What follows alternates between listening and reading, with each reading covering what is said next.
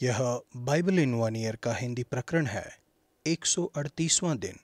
अपनी आत्मा को तृप्त करें। बेनहार्ड लॉन्गर अपनी पीढ़ी के एक सर्वश्रेष्ठ गोल्फर थे। यूएस मास्टर में 2 बार विजेता रहे और 1986 में विश्व गोल्फ श्रेणी में प्रथम आए थे। उन्होंने कहा, मैंने 5 महाद्वीपों में 7 बार जय पाई है। मैं विश्व में नंबर 1 था और मेरी एक सुंदर पत्नी थी। फिर भी किसी वस्तु की कमी थी। जो जीवन शैली विशेष रूप से हम सभी खिलाड़ी जी रहे हैं, यह केवल पैसे के विषय में है। और आप कौन हैं और आप किसे जानते हैं और आपके पास क्या है, और ये चीज़ें वास्तव में महत्वपूर्ण वस्तुएं नहीं हैं। मैं सोचता हूँ कि जिन लोगों के पास ये चीज़ें हैं वे समझते हैं कि अब भी उनके जीवन में किसी वस्तु की कमी है, और मैं विश्वास करता हूँ कि वह यीशु मसीह हैं। आत्मिक खालीपन जिसका वर्णन बेनार्ड लैंगर कर रहे हैं, वह सारी मानवता के लिए सामान्य बात है। एक जवान महिला ने मुझसे कहा कि उसे महसूस हो रहा था कि उसके प्राण में एक छोटे से हिस्से की कमी थी। आप केवल शरीर और दिमाग नहीं हैं, आप एक आत्मा हैं जो परमेश्वर के साथ संबंध के लिए बनाए गए हैं। तो आप अपनी आत्मा को कैसे तृप्त करते हैं? भजन संहिता 63 का 1 से 11। दिन रात परमेश्वर को खोजने का प्रयत्न करें। आत्मिक भोजन भौतिक भोजन जितना ही वास्तविक है, और यह हमें ऐसा तृप्त करता है जैसा कि कोई भौतिक भोजन हमें तृप्त नहीं कर सकता है। दाऊद जंगल में थे, वह जानते थे कि भौतिक प्यास और भूख क्या होती है, लेकिन वे आत्मिक प्यास को भी जानते थे और इसका अनुभव किया था। सूखी और निर्जल ऊसर भूमि पर मेरा मन तेरा प्यासा है, मेरा शरीर तेरा अति अभिलाषी है। और वह जानते थे कि उनकी आत्मिक भूख के तृप्त होने का क्या अर्थ है। मेरी जीभ मानो चर्बी और चिकने भोजन से तृप्त होगी। उनकी आत्मिक भूख और प्यास तृप्त हो गई जैसे ही उन्होंने परमेश्वर की आराधना की।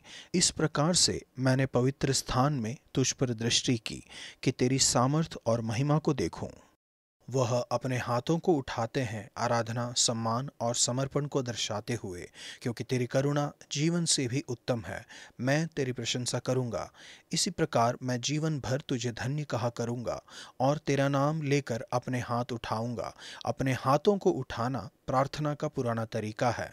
जैसे कि पोप एमेरिस्टस बेनेडिक्ट लिखते हैं, यह आराधना का मूलभूत तरीका है। अपने आप को परमेश्वर के लिए खोलना, अपने आप को पूरी तरह से उनके लिए समर्पित करना। आप क्या करते हैं जब आप सो नहीं पाते हैं या आप रात में अचानक से जाग जाते हैं? दाऊद कहते हैं कि वह परमेश्वर की स्तुति और आराधना करते हैं। जब मैं बिछौने पर पड़ा तेरा स्मरण करूंगा, तब रात के एक एक पहर मैं तुझ पर ध्यान करूंगा। जैसे ही वह दिन रात परमेश्वर की आराधना करते हुए अपने हृदय को उंडेलते हैं, वैसे ही दाऊद सामर्थ और सहायता को प्राप्त करते हैं। वह लिखते हैं, क्योंकि तू मेरा सहायक बना है, इसलिए मैं तेरे पंखों की छाया में जय जयकार करूंगा। मेरा मन तेरे पीछे पीछे लगा रहता है और मुझे तो तू अपने दाहिने हाथ से थामे रखता है। परमेश्वर, मैं आपको खोजता हूँ। आपका धन्यवाद, क्योंकि आप मेरी आत्मा को उत्तम भोजन से तृप्त करते हैं और मेरी आत्मिक प्यास बुझाते हैं। आपका धन्यवाद, क्योंकि आपका प्रेम जीवन से बेहतर है। नया नियम यूहन्ना 10 का 22 से 42 तक। यीशु के द्वारा परमेश्वर से बातचीत करें। आप और मैं परमेश्वर के साथ कैसे बातचीत करते हैं? यीशु के साथ बातचीत परमेश्वर के साथ बातचीत है। जो लोग यीशु से मिले वे समझ गए कि वह अपने आप को परमेश्वर बता रहे थे। जब उन्होंने कहा, मैं और पिता एक हैं और पिता मुझ में है और मैं पिता में हूँ, तब उनके सुनने वालों में कोई अनेकार्थता की स्थिति नहीं थी। उनके विरोधियों ने इसे परमेश्वर की निंदा समझा, क्योंकि तुम एक साधारण मनुष्य अपने आप को परमेश्वर के समान बताते हो। और उन्होंने उन पर पथराव करने के लिए पत्थर उठा लिए। यीशु ने अपने चेलों से बातचीत की और वह अब भी हमसे बातचीत करते हैं। वह कहते हैं, मेरी भेड़ मेरी आवाज़ पहचानती है, मैं उन्हें जानता हूँ और वे मेरे पीछे आती हैं। यहाँ पर हम एक सच्चे मसीह के चिन्ह को देखते हैं। नंबर 1, यीशु में विश्वास करना। इस लेखांश में उन दो लोगों के बीच में तुलना की गई है जिन्होंने यीशु में विश्वास किया और जो विश्वास नहीं करते हैं। यीशु में विश्वास करने का अर्थ है उनमें विश्वास करना जब वह कहते हैं, मैं प्रभु का पुत्र हूँ, और उनमें अपना भरोसा रखना। नंबर 2, यीशु को जानना। यीशु कहते हैं, मेरी भीड़ मेरी आवाज़ को पहचानती है, मैं उन्हें जानता हूँ। एक मसीह बनने का अर्थ है यीशु की आवाज़ को पहचानना और इसके पीछे चलना। यही है जो एक मसीह को परिभाषित करता है। यीशु के विषय में अत्यधिक ज्ञान नहीं, लेकिन वास्तव में उन्हें जानना। बाद में अद्भुत घोषणा के द्वारा इसके विषय में बताया गया कि यीशु भी हमें जानते हैं। नंबर 3, यीशु के पीछे चलना। यीशु कहते हैं, वे मेरे पीछे आती हैं।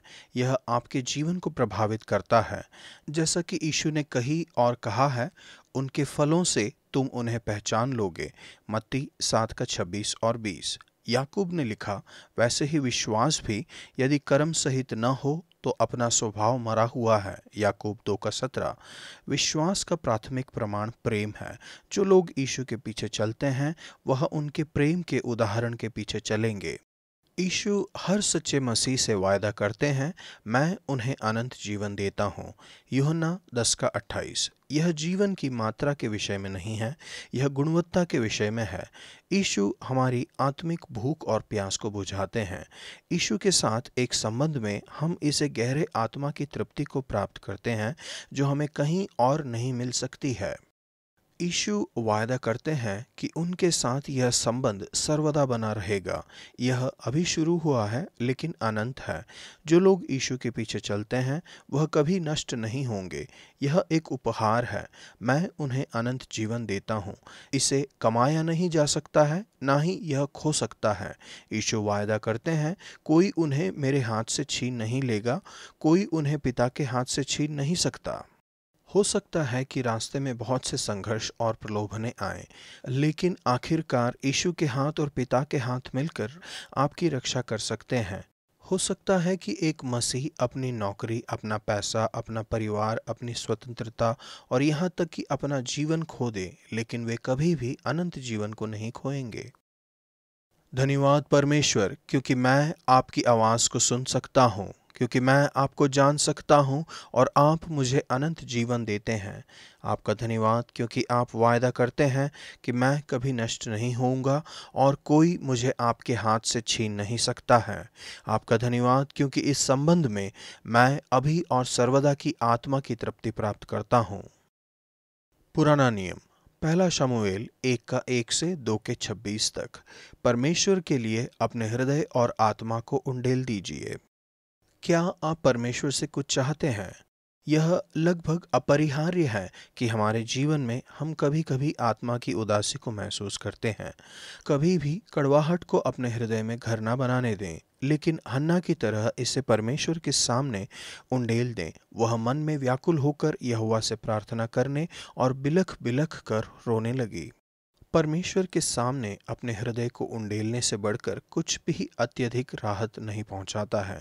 परमेश्वर को बताना कि आपकी परेशानियां क्या हैं, परेशानियों को अपने साथ लेकर घूमने के बजाय, और उनसे समाधान को मांगना और परमेश्वर की शांति को ग्रहण करना। फिलिपियों 4:6 और 7। अपनी प्रार्थना का उत्तर देखने के पहले ही अपनी वेदना से हन्ना को राहत मिल गई। हृदय की गहराई से हृदयस्पर्शी प्रार्थना का यह एक सुंदर चित्र है। जब वह यहोवा के सामने ऐसी प्रार्थना कर रही थी, तब एली उसके मुंह की ओर ताक रहा था। हन्ना मन ही मन कह रही थी, उसके होंठ तो हिलते थे परंतु उसका शब्द नहीं सुन पड़ता था। पहला शमूएल 1:12 और 13। एली सोचते हैं कि वह नशे में है। वह उत्तर देती है, नहीं, हे मेरे प्रभु, मैं तो दुखिया हूँ। मैंने अपने मन की बात खोलकर यहोवा से कही है। जो कुछ मैंने अब तक कहा है वह बहुत ही शोकित होने और चिढ़ाए जाने के कारण कहा है। एली उससे कहते हैं, कुशल से चली जा, इस्राएल का परमेश्वर तुझे मनचाहा वर दे। और जैसे ही वह चली गई, उसका चेहरा अब उदास नहीं था। उसने खाना खाया और उसका चेहरा चमक रहा था। वह जानती थी कि परमेश्वर ने उसकी प्रार्थना को सुना है और सच में परमेश्वर ने उसकी सुधि ली है।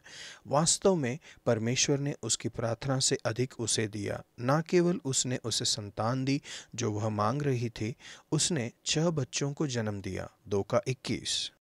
जबकि शमूएल बालक बढ़ता गया और यहोवा और मनुष्य दोनों उससे प्रसन्न रहते थे। यह प्रार्थना है जिसे हमने अपने बच्चों के लिए अक्सर की है। शमूएल के जन्म के लिए हन्ना की प्रार्थना आत्मा की तृप्ति का एक स्पष्ट प्रदर्शन है, जिसका वह अनुभव करती है परमेश्वर के साथ अपने संबंध के द्वारा। वह प्रार्थना करती है और परमेश्वर का धन्यवाद देती है कि जो भूखे थे वे अब भूखे नहीं हैं। हन्ना की प्रार्थना में अद्भुत चीज़ यह है कि उसके आनंद का परम स्रोत उसका बच्चा नहीं है, लेकिन परमेश्वर है। वह कहती है, मेरा हृदय परमेश्वर में आनंद मनाता है, वह आत्मा की तृप्ति का स्रोत है। मैं हवा पर चल रही हूँ, परमेश्वर जीवन देते हैं। वह उदास जीवन को ताज़ी आशीष से भर देते हैं, उनके जीवन में आदर और सम्मान को वापस लाते हुए। परमेश्वर, प्रार्थना के लिए अद्भुत उत्तरों के लिए आपका धन्यवाद, जो आप देते हैं जब मैं अपने हृदय को आपके सामने उंडेलता हूँ। आपका धन्यवाद क्योंकि कभी कभी आप उल्लेखनीय तरीकों से मेरी प्रार्थनाओं का उत्तर देते हैं, लेकिन जो मैंने मांगा है, चाहे वह मुझे मिले या न मिले, आपका धन्यवाद क्योंकि आप मुझे शांति देने का वायदा करते हैं। पहला सामुएल 1 और 2 का 26। मैंने अक्सर हन्ना और सामुएल के लिए चिंता महसूस की है। हन्ना को अपने बेटे को दे देना पड़ा। सामुएल को जाकर बूढ़े याजक और उनके 2 दुष्ट बेटों के साथ रहना पड़ा, जो कि एक आदर्श पालन पोषण की स्थिति नहीं है। मैंने आश्चर्य किया है कि कितने वर्ष हन्ना ने सामुएल का दूध पीना छोड़ने के बाद उसे भोजन खिलाया होगा। आशावादी रूप से यह कम से कम 10 वर्ष का था। फिर भी इस तथ्य के बावजूद कि यह एक आदर्श पालन पोषण की स्थिति नहीं थी, शायद से फुटबॉल और परिवार खेल नहीं थे। वह परमेश्वर के साथ बड़ा हुआ, परमेश्वर को जानते हुए और उनकी आवाज को सुनना सीखते हुए। यह एक राहत की बात है कि बच्चे अच्छा कर सकते हैं यदि हमारा पालन पोषण सिद्ध ना हो तब भी। आज का वचन, मेरी भेड़ें मेरा शब्द सुनती है और मैं उन्हें जानता हूँ और वे मेरे पीछे पीछे चलती है। यूहन्ना 10 का 27।